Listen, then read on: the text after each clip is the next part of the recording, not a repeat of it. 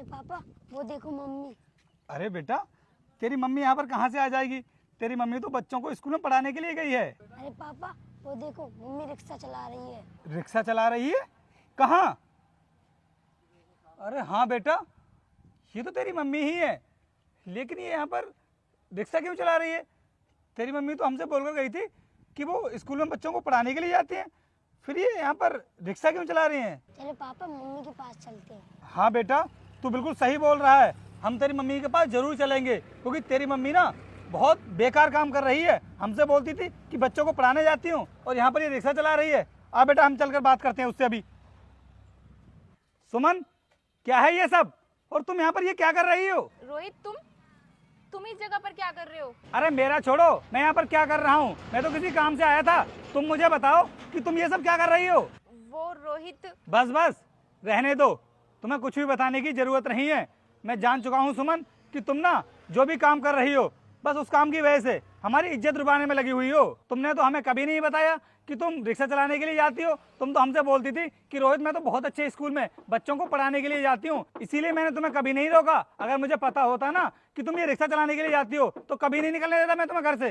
देखो रोहित, तुम गलत समझ रहे हो। मैं ना स्कूल में बच्चों को पढ़ाने के लिए ही जाती थी। अरे जब तुम बच्चों को पढ़ाने के लिए जाती थी तो फिर तुम ये रिक्शा क्यों चला रही हो? तुम्हें पता है तुम कितना घिनौना काम कर रही हो? अगर समाज को इसके बारे में पता चल गया कि मैं तुमसे रिक्शा चलवाता हूँ तो वो लोग मेरे बारे में क्या सोचेंगे? वो तो यही सोचेंगे ना कि मैं जानबूझकर तुमसे रिक्शा चलवाता हूँ। रोहित, मजबूरी ही कुछ ऐसी आ गई थी कि मुझे ये रिक्शा चलाना पड़ रहा है। अरे ऐसी कौन सी मजबूरी आ गई जो तुमको ये रिक्शा चलाना पड़ रहा है? अगर कोई मजबूरी थी भी तो तुम मेरे साथ भी तो शेयर कर सकती थी। अरे मैं तुम्हारा पति हूँ तो क्या तुम्हारी मजबूरी में तुम्हारा साथ नहीं दूंगा? तुम्हारी परेशानी मतलब मेरी परेशानी। रोहित, अगर मैं रिक्शा चला भी रही हूँ तो कौन सा मैं गलत काम कर रही हूँ?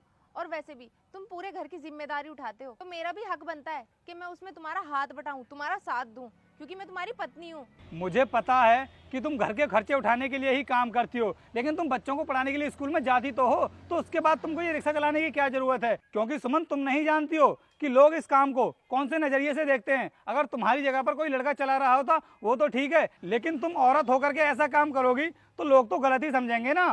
रोहित, रिक्शा चलाना ना मेरी मजबूरी है, क्योंकि मेरी स्कूल से जॉब चली गई है। क्या तुम्हारी जॉब चली गई और तुमने मुझे इसके बारे में बताया भी नहीं? रोहित, मैंने तुम्हें इसलिए नहीं बताया क्योंकि तुम मुझे ऐसा काम नहीं करने देते। मैं ये रिक्शा जानबूझकर नहीं चला रही, मेरी ये मजबूरी है जो मैं ये रिक्शा चला रही हूँ, क्योंकि तुम इतनी मेहनत करते हो, उसके बावजूद भी हमारे घर के खर्चे पूरे नहीं हो पाते। तो मैंने सोचा कि कुछ ना कुछ काम तो करना ही पड़ेगा, इसलिए मैं ये रिक्शा चला रही हूँ, क्योंकि घर का सारा बोझ तुम्हारे ऊपर ना आए। सुमन, मैं मानता हूँ कि तुम अपनी जिम्मेदारी को समझती हो। अगर तुम्हारी जॉब चली